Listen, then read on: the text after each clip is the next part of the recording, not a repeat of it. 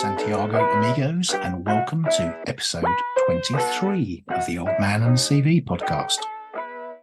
Today, we have as a guest someone very ordinary because this week's episode is me. Because this episode is the final episode of Series 1. So I wanted to use this episode, well, to say thank you, but to kind of sum up what's been going on really over the last 5 months. It's difficult to believe that back in March, beginning of March, I was sitting in my armchair at one lunchtime, very frustrated about the lack of response and reaction I was getting to various job applications and thought, what am I going to do about it? And I thought, I know, I'll launch a podcast.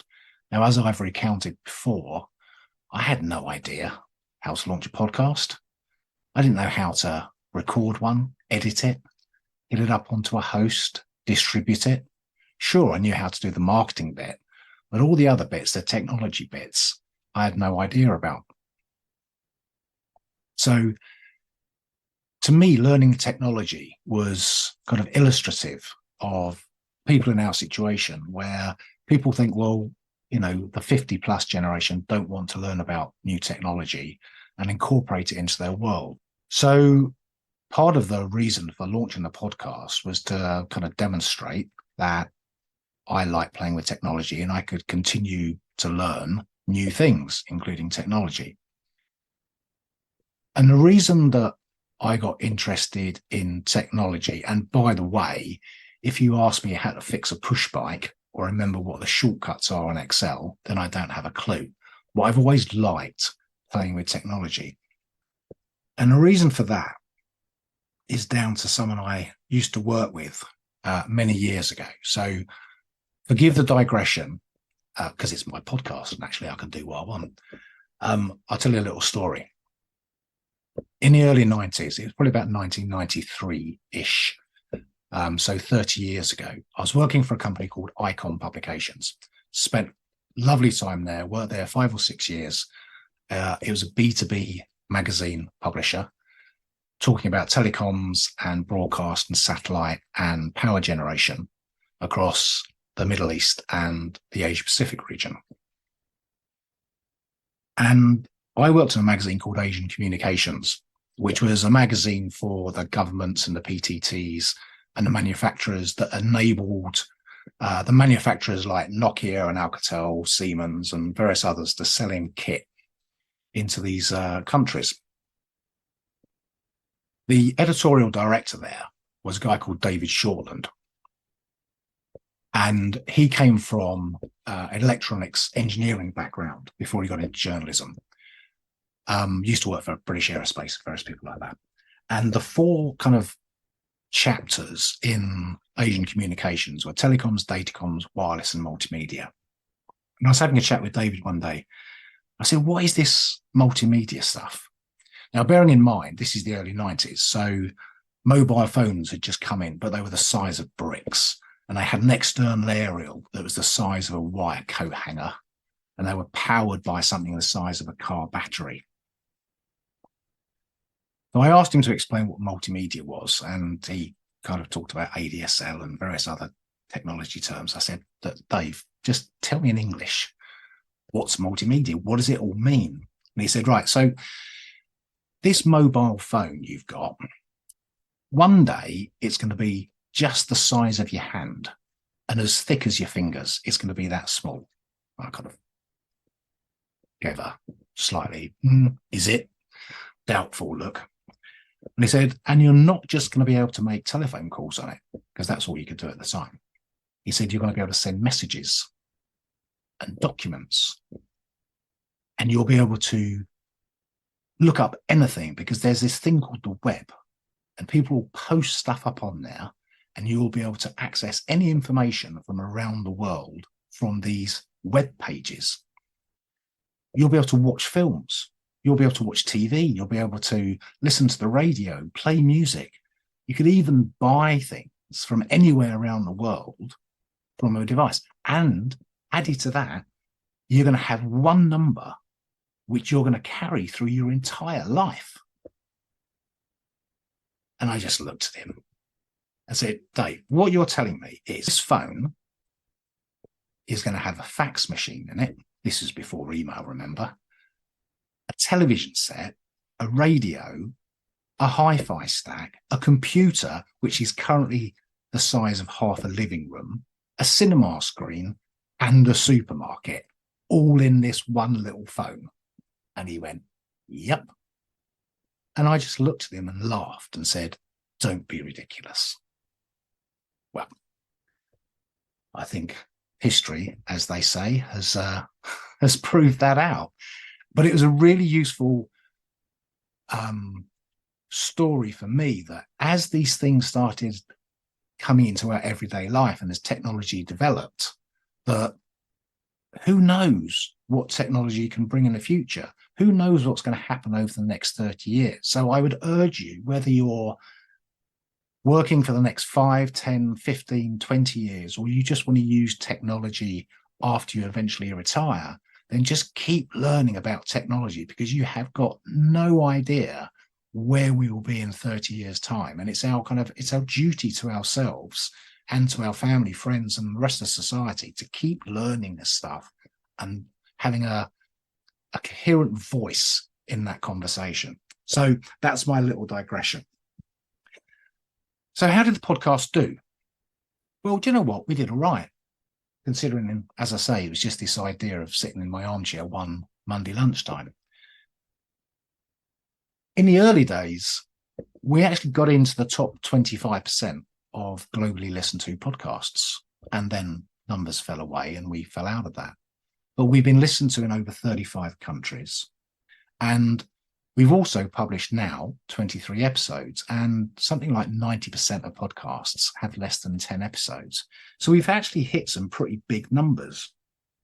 So I'm very grateful to you all for contributing to the debate, listening and sharing and liking, and obviously reposting to your networks.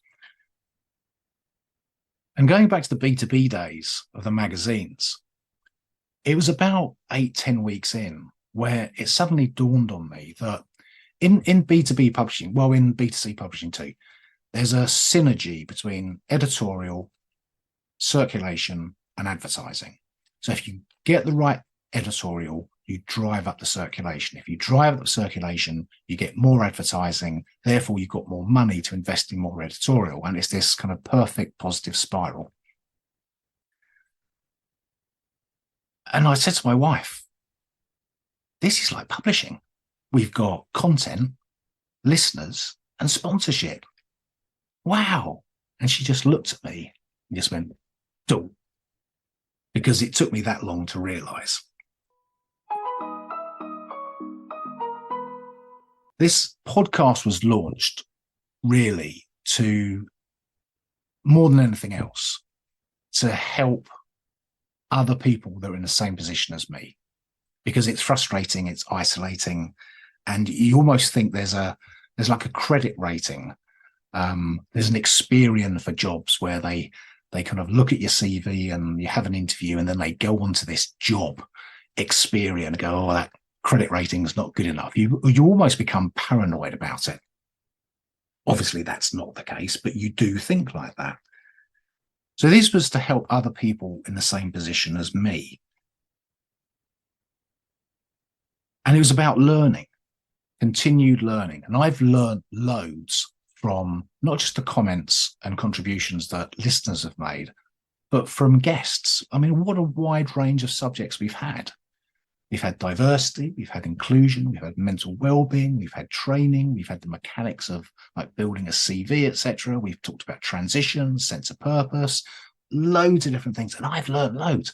I've been really, really fortunate that I've just had half an hour of free education every week by just listening to these people who wanted to help others by sharing their knowledge and experience. You know, there was no commercial gain for them. I mean, maybe a slight side desk of someone might call them and ask for their services, but it was all about helping other people. And that led, of course, to messages from listeners. And we had loads. When you know, there was a point where we were receiving 100 messages a week. It was just mad. And they were from people who said, hey, I just listened to your podcast. I thought it was just me. And it clearly isn't. And that's helped me so much. Or people that said, oh, I've just listened to that podcast on so-and-so, and I used that in my interview, and that helped me secure a job. Or people saying, some of the podcasts I've listened to time and time again because they've got so much content in there that I just wanted to kind of like write it down so I remembered it all. And that's been really fulfilling for me, knowing how much it's helped, because that's what the podcast originally set out to do, to help other people and just be kind. I've got a great belief in that. Just be kind and pay it forward, because it will come around and it will help you in time. And the other thing I have is, just learn something new every day and make someone smile every day. I don't mean by telling them a joke necessarily, but I guess just by being kind to someone, you can make them smile and cheer up their day. Whether that's in the supermarket, or whether it's at work, or whether it's with your friends and family. To me, some of the best bits that stand out from the episodes were, I remember asking Simon Williams, the BBC documentary maker who transitioned into becoming a teacher later on in life. And I said to him, at what point is it that your 18-year-old students realize that you know what you're talking about? And he just promptly turned around and said, well, it's just when they realize that I know what I'm talking about, which is probably the best answer we've ever had. I thought Tim Smith's Britney Spears story was just such a fantastic anecdote. That was really, really good. One of my personal favorites, purely from my own ego's point of view, was talking to Eleanor Mills, former editorial director of the Sunday Times and renowned journalist and campaigner. And we were talking slightly before we recorded the episode, and then we carried on talking after recording had finished. And we were talking about ink being in your blood, and once you're in publishing, et cetera, et cetera, et cetera. And she asked me what I had wanted to get out of the podcasts. And I said something like, well, for me, I always wanted to be a journalist. That's what I first set out to do 35 years ago. So for me, just being able to pretend to be a journalist for 15 minutes a week has been brilliant. And bearing in mind the interviews that she has carried out, she turned around to me and said, but Andy, you are a journalist. And probably said more through kindness than belief, but I'm going to take that away from this whole series as probably my highlight. So Eleanor, thank you very much indeed for that. Obviously, it's not all gone well. We've had some good things. For listeners, you may not realize that when we set up a guest, we do kind of an introduction. I send out a brief about what the podcast is about. I send a list of kind of questions so they're not blindsided. And there's a lot of work that goes on before and after each episode has been recorded. The actual recording bit is probably only about 10% of the work. But during those recordings, we have had some brilliant outtakes. I wish I could put them all together in an episode, but it would probably, I don't care about my credibility, but it would possibly damage the credibility of some people. But I'll mention just two. So for forgiveness in advance, please. Richard Burkhardt, who came on May the 4th episode. Transparency is that Richard and I have been friends for over 50 years. And we were talking about something very serious, but because we knew each other so well, that episode had something like 50 odd edits because we were laughing so much as we recorded that. And that was a real joy to do. Again, interviewing Simon Williams, and he kept on getting the introduction wrong time and time and time again. Now, bearing in mind who he's worked with, David Attenborough, people like that, and the interviews he's carried out, we got to the point where I just laughed and said, and you're a professional, right? So there's been some really good, fun moments during all of this. which has underpinned all this learning and knowledge sharing from our fabulous guests. I want to thank a couple of people. Colin Roche, Dawn White, Jeremy Griffiths, Danny Russell, Ben Watkins. You have been unwavering advocates and supporters of this podcast from the beginning. So thank you so much for that, for liking, sharing, and reposting constantly. Richard Stevenson at Quick Brown Fox, who has sponsored quite a few of these episodes. So, Rich, thank you very much indeed, mate. That's about it. Thank you all, listeners. Thank you all, contributors.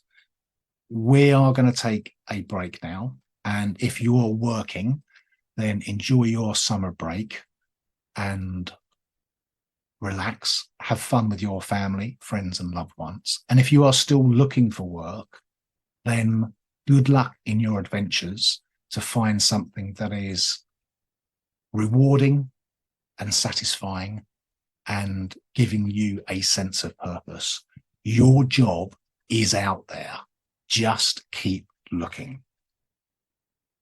The podcast hasn't brought me a full-time job. I'm still looking for a senior sales leadership position at a SaaS company, but it has brought me a couple of consultancy jobs because people listened to the podcast and said, "Hey, Andy, you're obviously not working full-time. Can you come and do this for me?" Which I've been delighted to do. So that's been really, really good.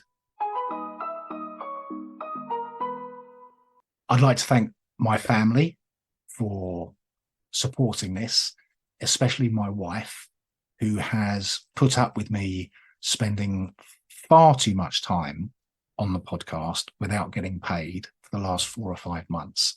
And without her support, none of this would have happened. So thank you, Mrs. W. This is it. It's not goodbye. It's just au revoir. We are going to have a little think over the summer and see what we can come back with in the autumn for series 2. And as much as I've really enjoyed all the mechanical side of the subject, such as how to improve your CV, how to talk to a recruitment agency, etc., as well as the mental well-being, diversity, inclusion side, I think the part that I've really enjoyed is where we've kind of slightly gone off the beaten track of job hunting and talked about other things that are like almost educational documentaries. And I'd like to do some more of those. So there are still some guests, maybe for series 2. I'd love to talk to people like Richard Branson, Duncan Ballantyne, David Attenborough, Sarah Hunter, Jason Fox, Jeremy Hunt, maybe even like Ed Sheeran or Dara O'Brien. Just people that have got so much to say. So if you know any of those guys and you want to put me in contact with them, that'll be fantastic.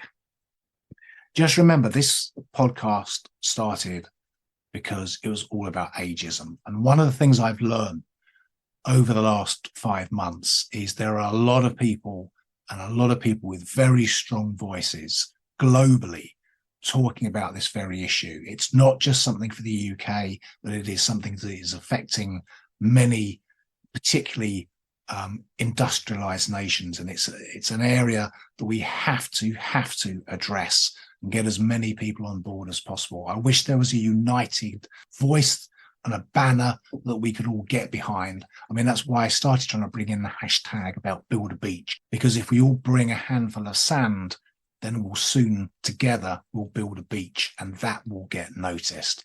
And I guess we're still a long way away from that yet. So keep fighting in your everyday life and waving the banner against ageism in the same way that we have fought against many other things, because it's only together, working together, that we can change this. So I hope you've enjoyed listening. You've enjoyed learning something new. I've learned loads, which has been an absolute joy for me. Thank you all again. Have a great summer. Until the autumn, Santiago amigos. Au revoir. just time for the credits. For the music intro and the idents, Abigail, Eva, Molly, One. This is an Almost Pro production for 23 Magic, copyright 2023. And that, I think, is where we have our chapter heading. At any age, you can get stuck into absolutely anything. Thank you for joining. Thank you for joining the podcast today, Richard. It's valuable insights. Thank you very much. I thank you. Do you want to do thank you properly? Oh, I was supposed to say thank you. Oh, yeah, I should say something. Right, I'll do my bit again. And as usual, that is a great way to end it. So, Richard Burkhardt, thank you very much indeed for joining the podcast today. And Andy, can I just say thank you very much. This is different and incredibly enjoyable. And I wish you all the best of luck. Thank you. You old fart.